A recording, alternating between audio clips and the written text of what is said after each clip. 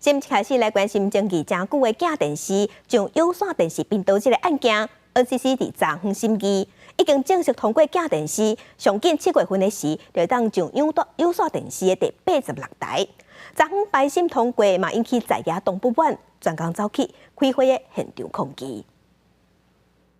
假电视就第4台案件甲党监所变更案，一路吵到议论纷纷。NCC 礼拜搁再排审，7名委员除了副主委王必忠回避，1个委员确诊山顶参与，最后2名委员弃权，以4比0来通过。另外也通过假电视党监所等这变更的申请。我们也没有外界所说的可以等到哪一个委员确诊之后才开会，这个不太可能是这样子。委员是有在线上开会。 刚修过我们的这个议事要点了，所以线上会议其实也是合法的。回顾假电视案件发展历程，去年1月假电视核准设立，2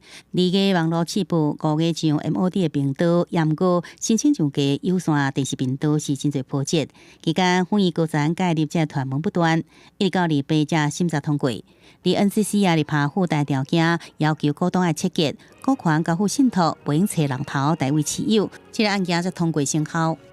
国民党的主张是陈耀祥下台负责，陈耀祥下台负责，夏慧琪拒审 NCC 的预算，已经违背当时 NCC 对立法院说要在各种争议厘清调查之后有了结果才能够继续审议的这样的一个承诺 ，NCC 根本就已经彻底违法。 对着 NCC 台湾立法院收回排审通过假电视案件，在野党立委非常的不满。5月初，国民党立委就把冲入 NCC 大楼静坐来抗议，失败排审，搁再到 NCC 抗议，结果员工无按入去，防党伫楼梯间也报警处理，指控 NCC 违反消防法规。国民党立委最终抗议无效，专案议员审查通过，那一切顺利，假电视上紧7月中旬会再上频道。记者综合报道。